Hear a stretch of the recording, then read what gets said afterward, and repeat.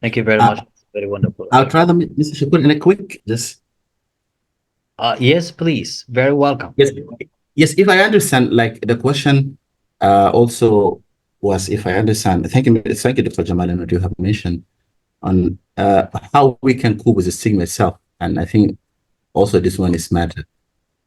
But before we go on how we can cope with it, I think I will take not more than maybe 2 minutes, uh, just to shoot my comment. I would say having a stigma, it has a lot of harmful effect on the person who struggle as well. And the main one is the reluctant to seek the help or treatment is always there with the people struggling with stigma. And this one is very crucial thing that we need to focus on.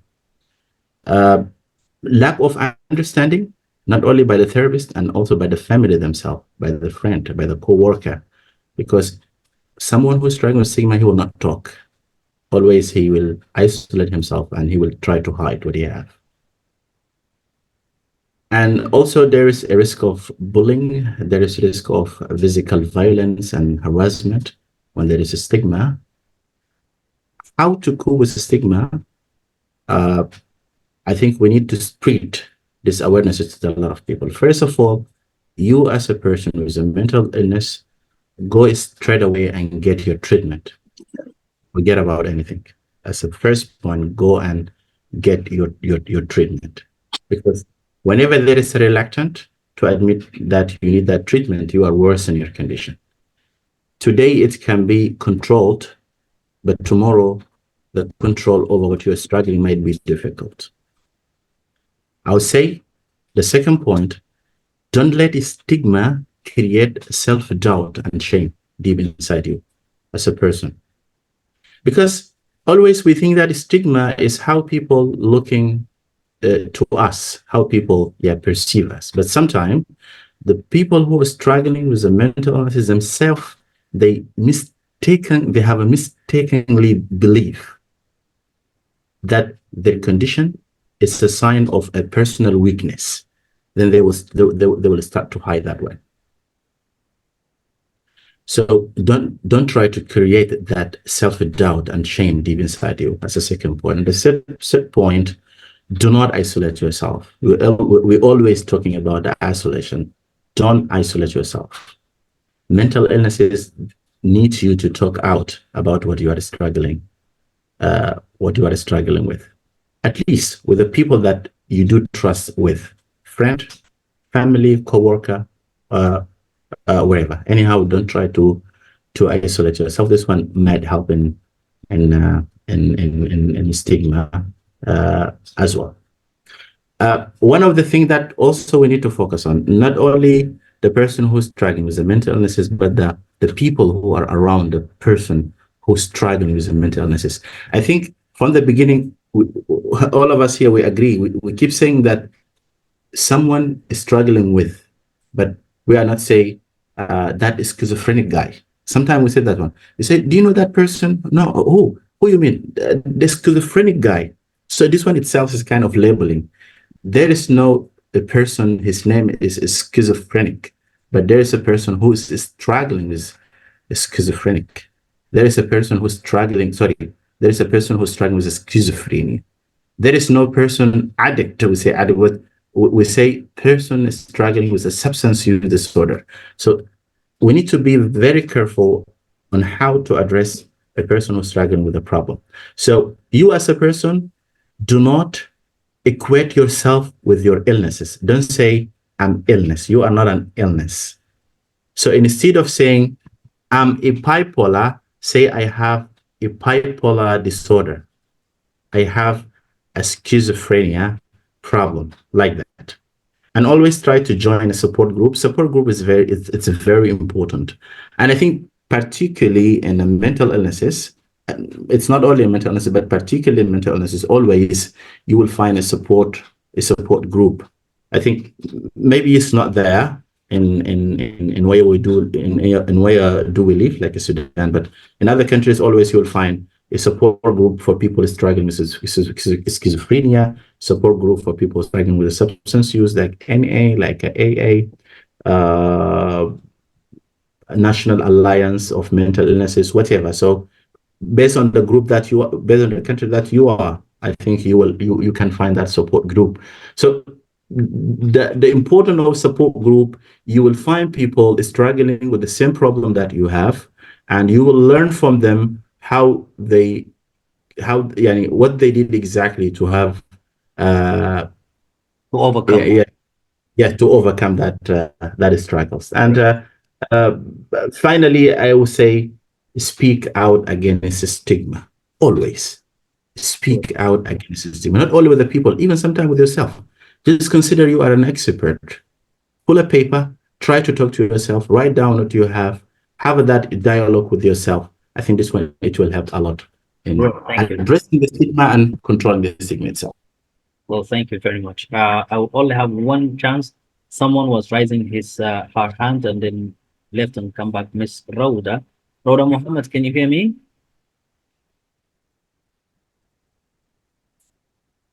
Yeah, I'm calling on Rhoda Muhammad. Was raising your hand and then you left and you come back.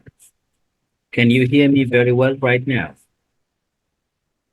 Okay. Otherwise, ladies and gentlemen, it is already 30 minutes past the time we have to conclude the English class.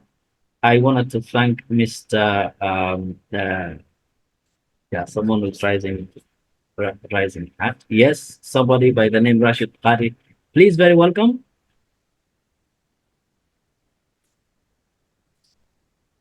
Welcome, please, Rashid.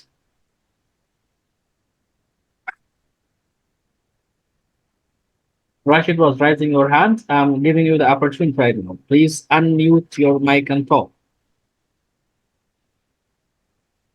Hello, can Welcome. you hear me? Yes. Hello, good evening from my country, Sudan. Sorry for the poor internet. No problem.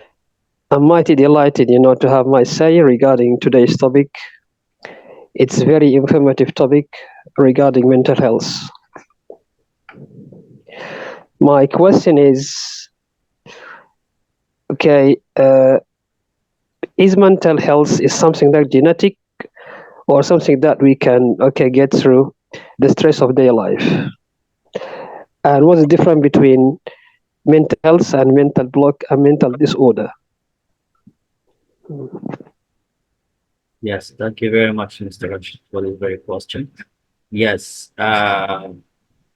Please, doctors, who will be coming and answering these four questions.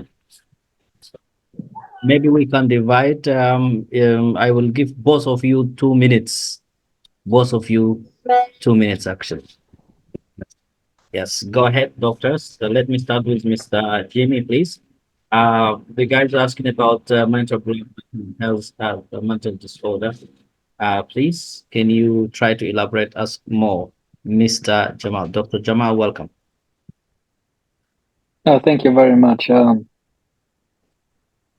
Okay, the mental health and the what was the question once again? Can you The repeat difference between mental health, right? Mr. Rashid, can you repeat your question, please? Okay, my question is, since mental health is involving the process of thinking, daily life, my question is, which is the mental health is something genetic or something that we can get through this pressure of their life? I And what's the think difference between mental health and mental block and mental disorder? These three things. okay. Thank you very much. I think the genetic part we already discussed. I think we already talked about it the couple of minutes ago. But anyway, the mental health can be genetic because there is many different uh, genetics disorders that affect the mental health, and also the environmental factors, which is similarly such as the um, genetic disorder that is affecting the mental health. So, um, In conclusion, let me say the genetic disorder, the genetic mental health can be the genetic disorders, one of them. But one of the most important questions here is the difference between mental health and the mental disorder, right? That what you mean? Um, we know that the mental health is overall well-being. Mentally health is mean that I think we already mentioned many definitions according to the World Health Organizations. It's the uh, refer to the person's state of emotion, physical, and the social well-being. Also, the positive functions. Um, we already know that it's an individual who is able to copy the stress and maintain the positive relationships and adapt the life challenges. This is kind of mental health and resilience. Mental health involved in the sorry, resilience and ability to, let me say, to the setback of the also to maintain the balance and the optimisms. We already know also this kind of mental health is the prevention measures, such as focusing on the mental health, envelop these kind of measures that such as self-care, practicing, and then stress management, all these could categorize under the mental health. But mental disorders is clinical conditions. When we say an individual is mentally disorders, is is let me say it is diagnosed with the conditions that is significant impact to the person's thoughts or feelings or behavior, and also the disturbance that affect an individual's the thinkings, the mood, the behaviors, causing this disturbance and impact the functions, the daily life. The person cannot functionally continue the normal life. There is always disturbance, affecting the individual life. Also, this kind of the mental disorders also diagnosis have diagnosis under treatment, because when we say this individual is mentally disorders, it's mean require diagnosis by mental health profession and by mental health personnel, and that may involve in treatment such as therapy, medications by different um, levels, and a combinations of both, maybe medications and therapy in the meantime. And also the mental disorder also encompass a lot of conditions, including depression, anxiety disorders, schizophrenia, bipolar disorders, and personality disorders, which people we might have experienced. A lot of people, they have like personality disorders. They can differentiate or having the multiple no personalities, some sort of. So I think this is in short sentences what I could say about the difference between both of this. Maybe my friend can add something. So yeah. Yes, I think Dr. Jamal, you have mentioned everything. Uh, Simply, we say the mental health. It always include the emotional and the psychological and social well-being, and how those affect how do you feel, how do Mm-hmm. they affect how do you act, and also how you perceive the things around you. So whenever there is a disturbance in this one, then now we say you are not mentally healthy. And and the mental illness is simply uh, uh, uh, it can be here we say how those things they affect how you think and how you feel and how you perceive. With a mental disorder, it's a range of mental health condition disorder that affecting also your mood, it's affecting your thinking, and it's affecting your behavior. Just take an example when you are anxious. For example, when you have whatever phobia of whatever things. So phobia that means you are pathologically have you're afraid from something. For example, say uh, you have a phobia from needle stick. Some people they have a phobia from needle stick, so that always they're avoiding themselves from going to the doctor to have an injection. So first of all, for this one to happen, he has that some belief deep inside his brain. He think that whether the injection is going to harm him. Some if you have a question to those people who have a needle stick problem, they think if he been injected, the injection it might damage his nerve, and the nerve is a degenerative cell. That means it will not when it get affected when it get injured, that means it will not going to grow once again. That he will lose a function over his hand. So, for example, yeah, this is the kind of thinking that you have again that needle stick, and then it will appear in terms of feeling. Then now he will start being anxious whenever he is sick. He fear he might to extend that. Yes, say he will start having that stress. So very thinking, and that thinking turn in term of feeling, and that feeling will create some sort of acting or behavior. Then he will start avoiding.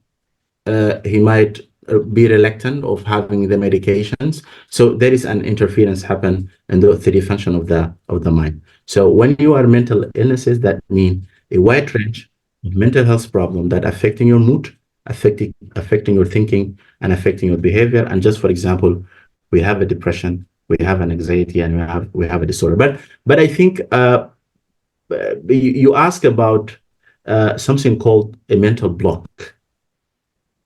Simply, people define a mental block as a psychological obstacles, or I can say a limiting mindset that prevents someone from completing an important task or achieving whatever success. And always the mental block, it's very obvious in terms of business. When you are working whatever company and there is a project that you're supposed to do, uh, you find some people they cannot uh, take that process up to the end because they have a lot of psychological and some kind of mindset about the outcome. Maybe they cannot do it in a proper way. They will not be appreciated, and maybe some people they will think even if I do that one, I'm not gonna be appreciated. A lot of people they will do it better than me. Anyhow, whatever mental or obstacles or whatever kind of mindset that you have, you feel it prevents you from taking whatever task to the end or achieving the success. So that one, it's called the mental block. In terms of does the mental illnesses it has any genetic background? We say always when you come to describe the etiology of the mental illnesses, you will find there is a concept always they use is they call it idiopathic. When we say idiopathic, that means we don't know exactly what happened and you have that mental illnesses, but there is a lot of theory describe how the mental illnesses are taking place. So one of the theory is the genetic theory. There is a biomedical theory, biopsychosocial theory. There is educational theory, family, whatever. So the genetic, there is a lot of research. It's been happened. So, for example, they took a twin and they live in a separate atmosphere or in a separate environment, and at the end they found them they are sharing the same, for example, illnesses within the time. So anyhow, a lot of research. Maybe one day we can talk about the etiology of mental illnesses, but I could say genetic. It has a great role in causing a mental illnesses. And I think even in a normal practice, if you have some people in wherever you live, the father is struggling with schizophrenia or depression or whatever, so even some personality problem, and when you come across the family, you will find a lot of family member that are struggling with the same problem that the father or mother or one of the family they have. Maybe because Mr. Shakur, he mentioned that we exceed the time by maybe 40 minutes. So hopefully, Mr. Shakur, he can organize another discussion one day so we can talk about etiology in depth, etiology of mental illnesses, inshallah. Thank you. Thank you very much, Mr. Joe, Mr. Yusuf. Thank you, Mr. Mr. Jamal, for your participation and being part of the for the Monday English discussion. I think as Mr. Mr. Yusuf said that we have to specify some days. I think we have an idea to make specialized English sessions.